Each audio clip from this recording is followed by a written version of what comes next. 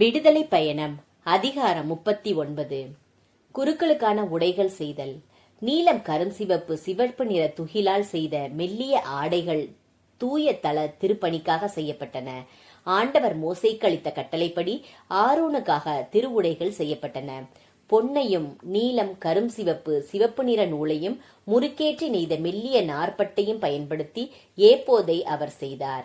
நீலம் கரும் சிவப்பு சிவப்பு நிற நூல் கலைத்திறனுடன் அமைந்த மெல்லிய நார்பட்டு ஆகியவற்றை அணி செய்ய பொன் தகடுகளை அடித்து இலைகளாக வெட்டினார்.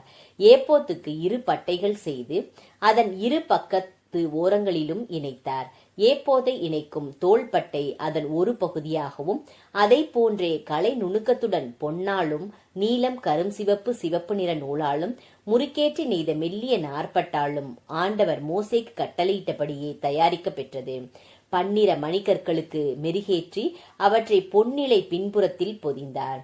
இஸ்ரேல் புதல்வரின் பெயர்களை அவற்றின் மேல் முத்திரையாக பொறித்து பதித்தனர். ஏப்போத்தின் தோள்பட்டை மேல் அவற்றை இஸ்ரேல் புதல்வரின் நினைவு கற்களாக ஆண்டவர் மோசேக்கு கட்டளையிட்டபடியே பொருத்தினார். மார்பு பட்டை செய்தல். மார்பு பட்டை ஏப்போது போலவே கலை வேலைப்பாடுகளுடன் செய்யப்பட்டது. அது பொன்னாலும் நீலம் கரும் சிவப்பு சிவப்பு நிற நூலாலும் முறுக்கேற்றி நெய்த மெல்லிய நார்பட்டாலும் செய்யப்பட்டிருந்தது. மார்பு பட்டை 1 சாண் நீளம் 1 சாண் அகலம் என்று சதுர வடிவமானதாயும் 2ஆக மடிந்ததாயும் அமைந்தது. அதன் மேல் கற்களை 4 வரிசையாக பதித்தனர். முதல் வரிசையில் பதுமராகம், புட்பராகம், மரகதம். 2ஆம் வரிசையில் மாணிக்கம், நீலமணி, வைரம். 3ஆம் வரிசையில் கெம்பு, வைடூரியம், செவ்வந்திக்கல். 4ஆம் வரிசையில் படிகப்பச்சை, கோமேதகம், கடல் வண்ணக்கல். இவை யாவும் பொன்னிலை பின்புறத்தில் பதிக்கப்பட்டன. இந்த கற்கள் இஸ்ரேல் புதல்வர் பெயர்களுக்கேற்ப 12 பெயர்களை கொண்டிருந்தன. அவை ஒவ்வொன்றிலும் 1 பெயர் வீதம் 12 பெயர்களும் முத்திரை பொறிப்பது போல் வெட்டப்பட்டன. மார்பு பட்டை மேல் பொருத்துவதற்காக பின்னல் வேலைப்பாடுகளுடன் அமைந்த சங்கிலிகளை பசும் பொன்னால் செய்தனர். மேலும் பொன் பதக்கங்கள் 2ம் பொன் வளையங்கள் 2ம் செய்தனர். பின்னர் அந்த 2 வளையங்களை மார்பு பட்டையின் 2 மூலைகளிலும் பொருத்தி 2 பொன் சங்கிலிகளையும் மார்பு பட்டையின் மூலைகளில் உள்ள 2 வளையங்களில் மாட்டினர். சங்கிலிகளின் மற்ற 2 முனைகளையும் 2 பதக்கங்களில் மாட்டினர். இவற்றை ஏப்போத்தின் தோள்பட்டையோடு அதன் முன்புறமாக பொருத்தினர். 2 பொன் வளையங்கள் செய்து அவற்றை மார்பு பட்டையின் 2 விளிம்புகளில் உட்புற ஓரங்களில் ஏப்போத்தை அடுத்து இணைத்தனர். மேலும் 2 பொன் வளையங்கள் செய்து அவற்றை ஏப்போத்தின் 2 தோள்பட்டைகளில் முன்பக்கம் கீழ்ப்பகுதியில் அது இணையும் இடத்தில் ஏப்போத்தின் பின்னலழகுடை இடக்கச்சைக்கு மேலே கோர்த்துவிட்டனர். பின்னர் மார்பு பட்டையின் வளையங்களை ஏப்போத்தின் வளையங்களுடன் நீல நாடாவால் இணைத்தனர். இவ்வாறு மார்பு பட்டை ஏப்போத்தின் பின்னலழகு இடைக்கச்சையில் இருந்து அகலாமல் ஏப்போத்தின் மேல் படிந்து நிற்கும். இதுவும் ஆண்டவர் மோசேக்கு கட்டளையிட்டபடியே செய்யப்பட்டது. குருக்களுக்கான பிற உடைகள் செய்தல். அவர் ஏப்போத்தின் அங்கி முழுவதையும் நீல நிறத்தில் நெசவு வேலைப்பாட்டுடன் செய்தார். அந்த அங்கியின் திறப்பை சுற்றிலும் மேலாடைகள் திறப்பில் அமைவது போன்று நெசவு வேலைப்பாடுள்ள ஒரு கரை அமைக்கப்பட்டது. இதனால் அங்கி கிழியாதிருக்கும். அங்கியின் விளிம்பெங்கும் நீலம் கரும் சிவப்பு சிவப்பு நிற நூலாலும் முறுக்கேற்றி நெய்த மெல்லிய நார்பட்டாலும் மாதுளை தொங்கல் செய்து விடப்பட்டது. பசும் பொன்னால் மணிகள் செய்து அம்மணிகளை அங்கியின் விளிம்பெங்கும் உள்ள மாதுளை தொங்கல்களுக்கு இடையே இட்டனர். 1 மணி 1 மாதுளை தொங்கல், பின்னும் 1 மணி 1 மாதுளை தொங்கல் என்று திருப்பணி அங்கியின் விளிம்பெங்கும் அமைந்திருந்தன. இதுவும் ஆண்டவர் மோசேக்கு ஆணையிட்டபடியே செய்யப்பட்டது.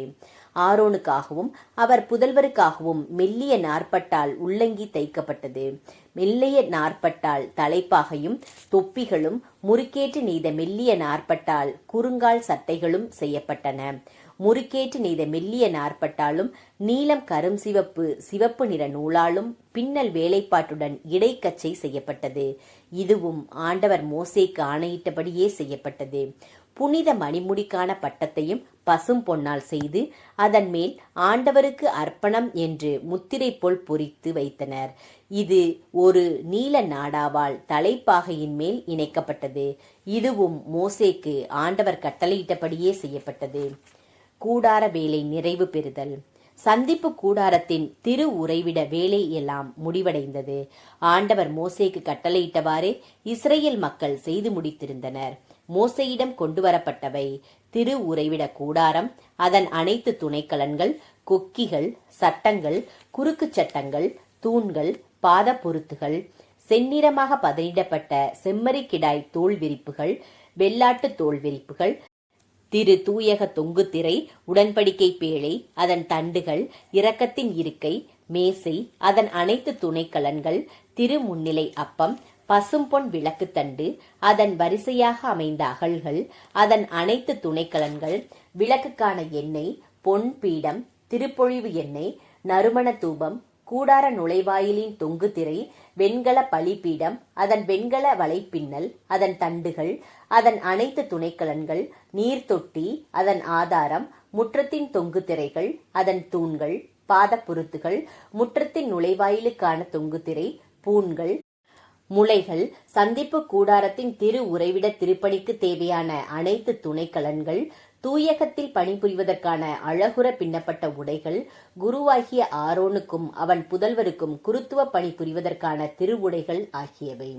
ஆண்டவர் மோசேக்கு கட்டளையிட்டபடி இஸ்ரேல் மக்கள் எல்லா வேலைகளையும் நுணுக்கமாக செய்து முடித்திருந்தனர்.